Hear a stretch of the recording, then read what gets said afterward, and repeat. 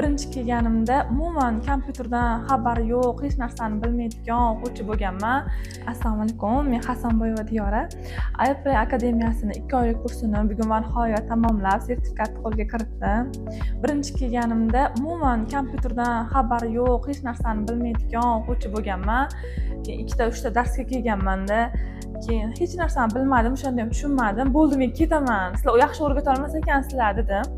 Lekin yo'q, maslahat berdilar, chunki aytdilarki, bugun darsni biz o'tamiz, siz uyga borib takrorlamasangiz, yaxshi tushunishingiz qiyin bo'ladi dedilar.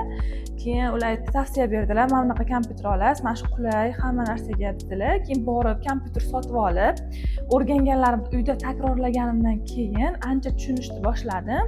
Chunki bu yerda o'qib, o'rgangan bilan uyga borib takrorlamasa, yaxshi tushunish qiyin bo'lar ekan.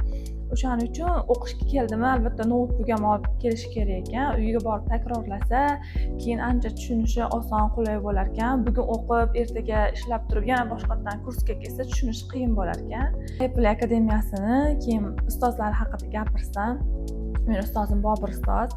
Hamma o'quvchilar soat 18:00 dan boshlab kelamiz. Ishlaydiganlar, o'qiydiganlar, ba'zida kecha qolib kelishadi. Masalan, o'zim ham mashg'ulotlar bilan bo'lib, 2 kun kelmay, 1 kun kelib, shunaqa ko'p programmlar qilardim.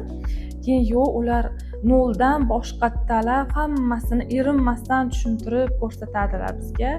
Keyin rahmat aytmoqchiman, shuning uchun ham bizni tushunmaganlarimizni yanada tushuntirib, vaqtini ayamaganlari uchun Apple akademiyasining jamoasiga rahmat. Hammalari ochiq ko'ngil, mehribon, samimiy, hamma narsani tushunadigan, vaziyatni tushunadigan, hammamizni vaziyatimizni tushunib, vaqtni ham o'shanga qarab belgilab berishganlari uchun rahmat aytmoqchiman.